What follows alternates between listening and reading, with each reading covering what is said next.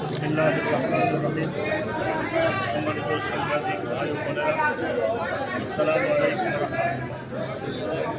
আমি সম্প্রতিকালে এশিয়ার অন্যতম সর্বরাজ্য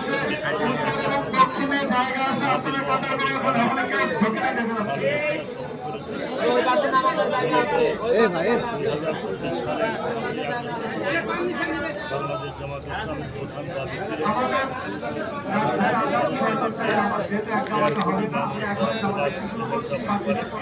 তাদেরকে দীর্ঘদিন আন্দোলনের ফসল নির্বাচন কমিশনের বিরুদ্ধে টাকার প্রকাশ করেছে।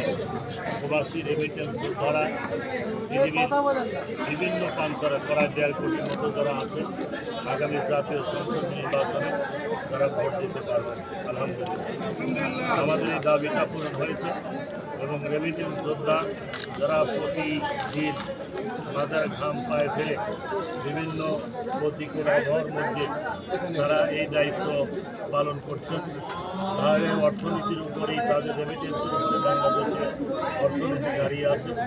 সেজন্য আমি প্রথমে আমার পক্ষ থেকে, আমাদের সংগঠনের পক্ষ থেকে এই রেমিটেন্স যোদ্ধাদের ধন্যবাদ জ্ঞাপন করছি এবং আমার এই কয়েকটি দেশ সফরের ব্যাপারে রেমিটেন্স যোদ্ধাদের আগ্রহ এবং তাদের দাবি বিষয়ে বিবেচনা করেই আমরা পাবনা 5 আসনের সিদ্ধান্ত নিয়ে এই বিদেশ সফরে গিয়েছিলাম। আমি সিঙ্গাপুর যেহেতু একটি শহর, বিভিন্ন জায়গা বিশেষ করে মোস্তফা সেন্টার, ওখানে যে মোস্তফা সেন্টার মসজিদে সুলতান সহ আমরা অগণিত জায়গায় গ্রুপ ভিত্তিক দাওয়াতি কাজ করেছি। বিশেষ করে বাংলাদেশ তথা পাবনা জেলা এবং পাবনা 5 আসনের জনশক্তি খবর পেয়ে আমাদের কাছে বেশি এসেছে। এরপরে আমি সপ্তাহখানেকের মতো মালয়েশিয়াতে ছিলাম।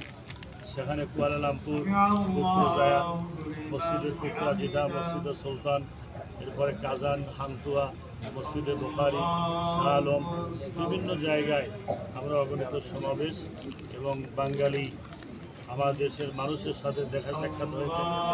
বিভিন্ন দূতাবাসেরও সিঙ্গাপুর এবং মালয়েশিয়ার কর্মকর্তারা এসে দেখা করেছেন আমাদের সাথে। তো রেমিটেন্স যোদ্ধারা জীবনের সবচেয়ে বড় তাদের খুশি আনন্দের বন্যা হচ্ছে তাদের কাছে জীবনে কোনোদিন ভোট দেয় নাই, আগামী নির্বাচনে আমরা ভোট দিতে পারবো। আর এই ব্যাপারে জামাত ইসলামের দাবির কারণেই আমরা এই সফলতা পেয়েছি। এই জন্য জামাত ইসলামকে তারা ধন্যবাদ জ্ঞাপন করেছে। আর এই 34 বছরের 54 বছরের বাংলাদেশে